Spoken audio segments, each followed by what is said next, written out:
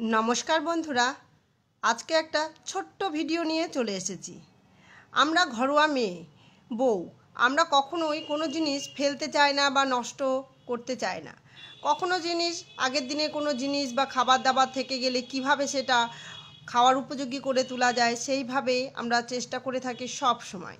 ताई देखुन आमि कि निये एसेछि। आजके निये एसेछि आगेकार दिनेर माने आगेर दिनेर बासी रुटी।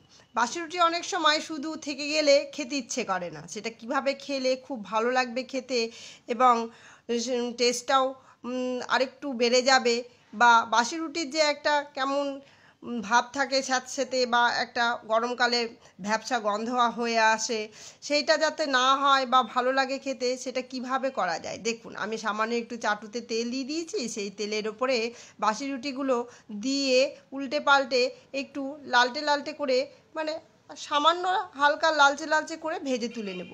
एटा किन्तु हेभि सुंदर लागे खेते।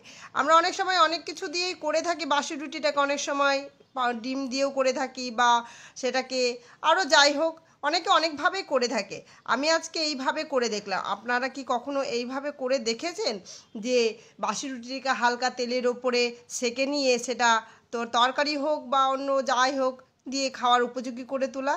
আমি ওই অল্প তেল দিয়েছিলাম সেটার মধ্যে দিয়ে দুটোই রুটি ভেজে নেব।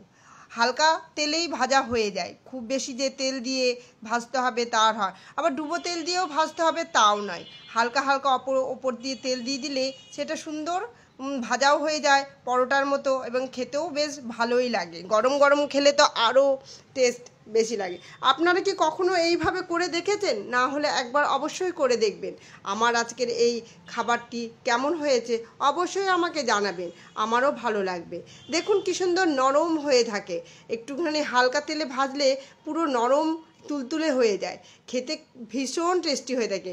আমার তো এই রকম রুটি থাকলে মাঝে মাঝে এইভাবে ভেজে খেয়ে নিই। আপনারা কি করেন কি করেন না অবশ্যই আমাকে জানাবেন, আমারও ভালো লাগবে এবং আপনারা যে আমার পাশে রয়েছেন সেটাও ভালো লাগবে। আজকের মতো এখানেই।